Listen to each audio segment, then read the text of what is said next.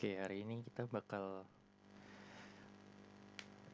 sedikit belajar perkenalan tentang NumPy. Sangat beruntung kalian tidak bisa datang hari ini, karena sebenarnya hari ini tidak penting-penting banget. Tapi ya udahlah ya. Jadi sedikit perkenalan tentang NumPy. NumPy itu kalau bisa aku bilang library math tapi yang lebih keren gitu, anjay. Ya abis kayak apa yang ada di library math itu sebagian besar ada di NumPy. Jadi kayak ekstensinya dari math dan ditambah dengan fitur-fitur yang lebih keren lagi kayak array ini. Ya aku hari ini bakal lebih ngejelasin ke array-nya sih. Oke, jadi NumPy. Mulai dari mana coba? Oke, misal aku punya sebuah A, mau aku jadikan array, isinya 1. Terus kalau aku print A, keluarnya 1. Ya iya bodo amat. Tapi kalau aku lihat type-nya, A bakal keluar jadi NumPy ND Array. Itu nama kelasnya atau nama tipe datanya, ya apalah itu, sebutlah sendiri.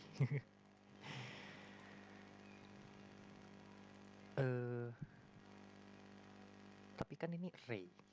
Kalau diisinya cuma sebiji doang skalar gini kan kagak seru ya. Kita bisa masukin satu koleksi angka. Ya iyalah, array itu biasanya emang koleksi angka atau ya koleksi sesuatu lah ya. Kita bisa masukin 1, 2, 3, 4. Terus kita lihat yang keluar adalah 1, 2, 3, 4. Jadi apa yang bisa didapatkan di sini? Saudara-saudara sekalian, ya betul sekali. Nggak jelas.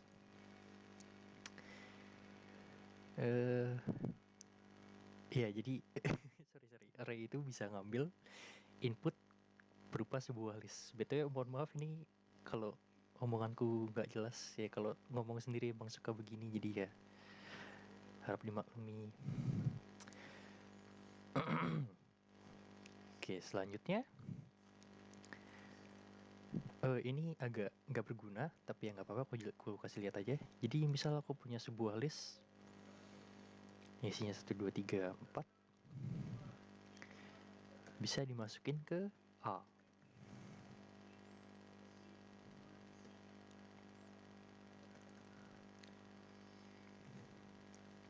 Sebenarnya yang ini sama yang ini tuh nggak ada bedanya. Bedanya cuma nulis listnya itu di luar dari NumPy array-nya aja ya kan. Ya gitu deh. Aku sih biasanya lebih sering begini sih, soalnya kayak lebih enak dilihatnya aja gitu. Tapi ya itu intinya, array bisa dapat input sebuah list.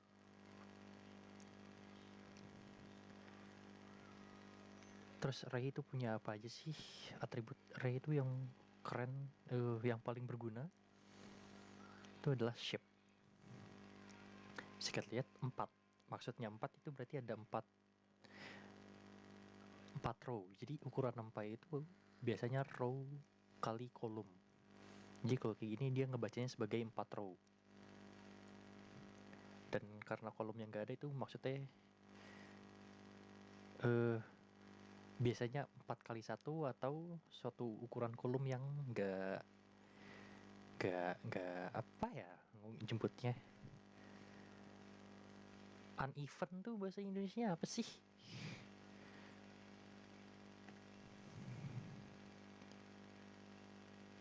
Uneven, bentar. Uneven. Geradakan. Nggak geradakan juga sih.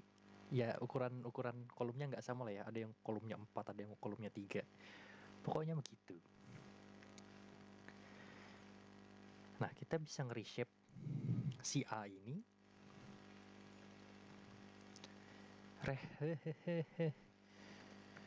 Nge-reshape si A ini Jadi ukuran yang kita mau buat nge-reshape, bisa langsung dimasukin aja. Jadi 2,2, maksudnya 2,2 itu apa? Ya ukurannya jadi 2 kali 2. Bodo amat Pujo, ya pokoknya begitu. Terus kalau kita print A, ya nggak berubah dong, malu-maluin banget dah.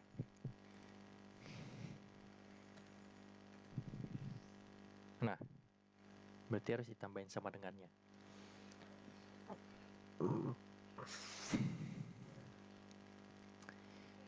Jadi itu buat array, yaitu buat shape dan reshape. Nanti kalian bakal mendapatkan sesuatu yang aneh banget, kayak shape-nya itu nggak cuma 4, blank gitu, tapi bisa jadi 4,2,3 gitu. Tiganya itu mungkin kalian bakal bingung jadi apa, apakah tiga dimensi apa gimana ya, tapi pokoknya begitu. Nikmatilah sebelum saat-saat itu datang. Terus NumPy juga ada, selain dapetin input array, kalian bisa bikin satu array yang isinya tuh satu semua. Terus kalian bisa masukin shape-nya. Kita bisa langsung masukin 4 aja, terus kita print B, isinya satu-satu semua. Atau kalian masukin shape-nya, misal kalian mau bikin 2 kali 2, kalian harus masukin tuple yang isinya tuh 2,2.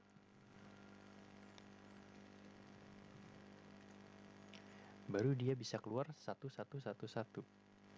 Ya iya bodo amat, 1 juga namanya. Ya tapi ukurannya kan 2 kolom kali 2 row. Oke, lanjut. Sampai mana kita? Ya, once dengan 2 row dan 2 kolom. Wait. Terus selain once, ada juga zeros. Zeros tuh ya, kalau once 1 semua, zeros ya 0 semua gitu ya kan.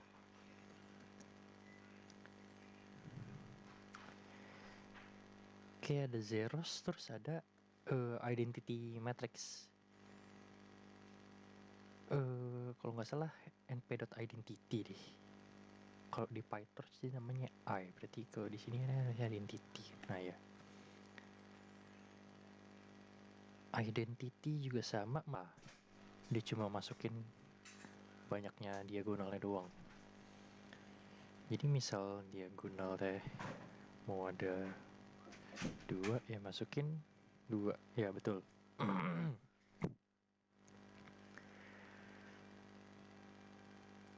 Masukin sebanyak diagonalnya aja berarti ya. Coba kalau 3. Yap, betul. Gitu.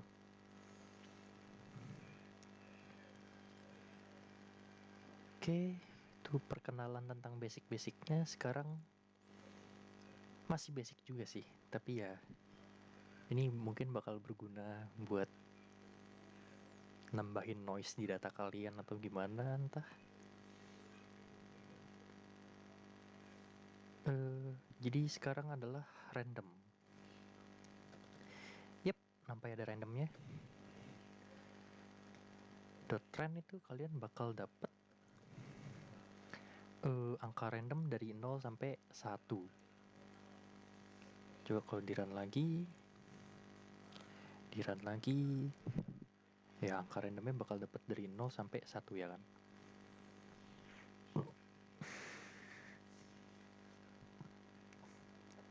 Terus kalau misal mau ngerandom gak cuma 1, gimana caranya?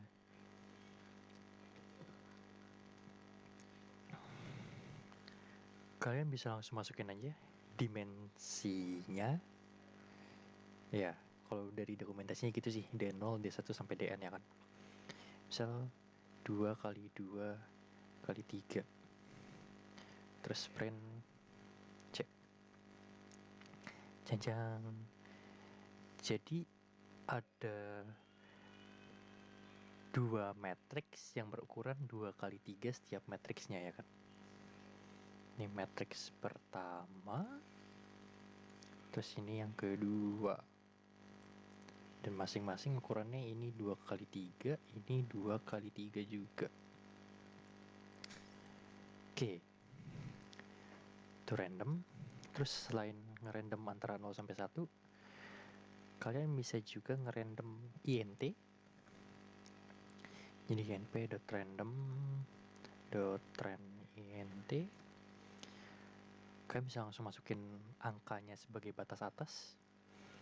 Jadi batas atasnya ini nggak termasuk. Jadi kalau misalkan ku random int 20 di situ, berarti dari 0 sampai 19, 20-nya tuh excluded. Terus kalau misal nggak mau dari 0 ngerandomnya gimana? Kalian bisa specify misal dari 5, terus height-nya sama dengan 20. Terus print D. Wow, kebetulan sekali kalau ada 5 ya, pokoknya begitu. Jadi ini bakal ngerandom dari 5 sampai 19. Nah itu kan kalau satu angka. Keluar lagi nih pertanyaan, terus kalau mau lebih dari satu angka gimana? Kalau melebihi dari satu angka, kita tinggal p.random.rand_int, misal masih samanya 20, nah cuma kita masukin size. Size itu dia mau masukinnya tuple juga kalau nggak salah. Tapi coba kita masukin misal vektor dulu 8 misalkan. Terus kita print di, masih ngerekord kan ya BTW? Masih. Print D, terus bakal keluar 8 biji angka random ya kan. Terus kalau misal mau ukuran yang lain,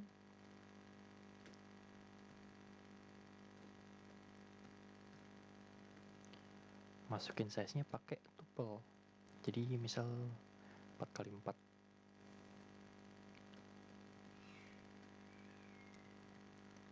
Yep, bakal keluar satu matriks dengan isi random berukuran 4 row kali 4 kolom.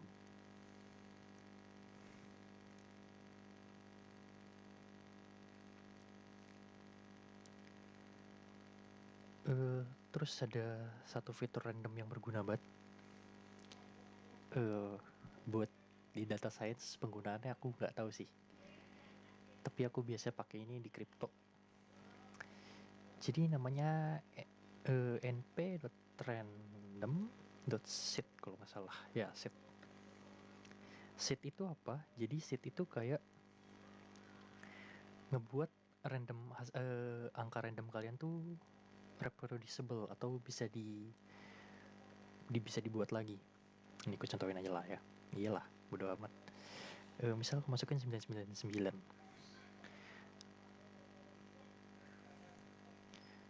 Oke, nggak keluar apa-apa. Tapi kalau misal kalian coba random int sampai 10 gitu, keluarnya 0, keluarnya 5, keluarnya 1, keluarnya 8. Nggak ada yang aneh ya kan? Tapi kalau kalian run lagi seed-nya, di run ulang, dan kalian run lagi sel yang bawahnya, dia bakal keluar 0, keluar 5, keluar 1, keluar 8. Ada apa ini? Kenapa angka yang keluar tetap sama, tidak berubah? Konspirasi Wahyudi. Oke, jadi itu. Jadi kayak tadi aku bilang, seed itu fungsinya adalah biar angka yang kalian random itu keluarnya konsisten gitu. Jadi kalau misal aku masukin seat yang beda. Sekarang coba seatnya 99. Dia bakal keluar 1, 3, 9, 8. Terus kalau ukuran ulang lagi, dia bakal keluar 1, bakal keluar 3, 9, 8. Ya kan? Nah, jadi seat itu biar random kalian konsisten, tapi beda seat, nanti angka yang keluar itu beda.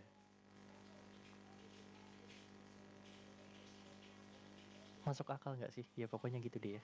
Semoga kalian mengerti. Kalau nggak ngerti, chat aja. Oke.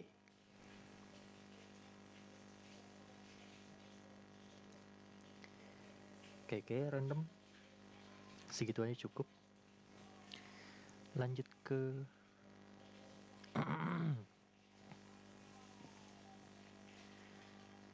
linear space. Ya, linear space.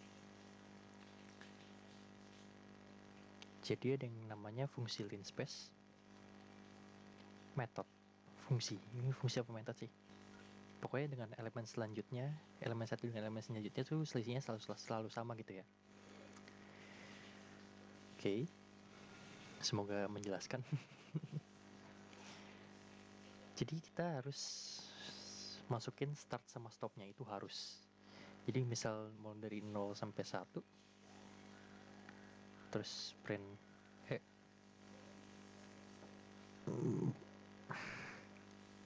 dia bakal keluar angka, bakal keluar 50 angka yang bedanya antara satu angka dengan lainnya itu sama gitu ya kan. Ini dengan ini bedanya sama. Terus ini dengan ini juga bedanya sama gitu ya kan. Itu lin space. Kalian bisa ganti-ganti start stopnya gimana ya kan. Terus kalian bisa masukin banyaknya angka yang mau kalian generate. Misal dari 0 sampai 10, terus masukin 6-nya sama dengan 10 gitu. Print E. Iya, keluarnya 10 angka dari 0 sampai 10 ya kan.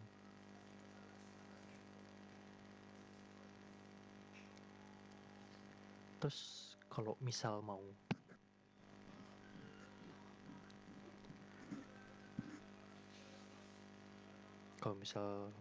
ukuran yang lain gimana?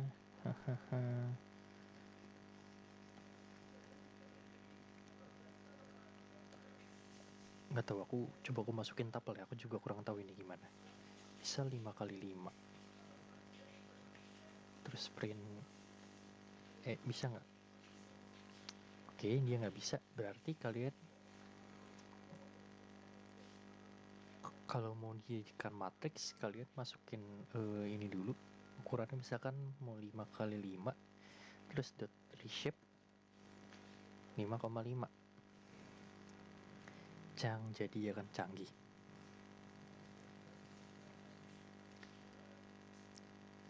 Oke, sepertinya lin space cukup segitu aja. Selanjutnya arrange.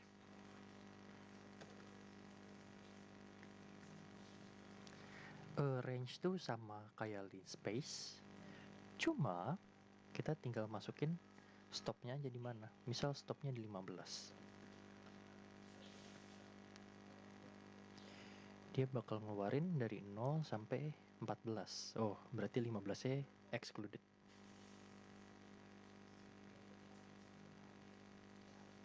Ah ya. Range juga bisa kalian masukin startnya dari mana. Misal dari 5 sampai 15. Wih. Terus print F. Keluarnya dari 5 sampai 15 ya kan. Terus kalian bisa tambahin step. Range 5 sampai 15 dengan step misalkan 2.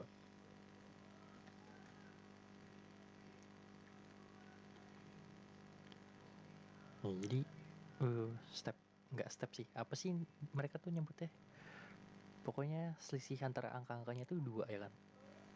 Kalau yang ini kan sisinya 1, ini kan sisinya antara satu angka dengan yang lainnya kan 2, ya gitu pokoknya. Aku lupa namanya apa, biasanya aku manggilnya step sih.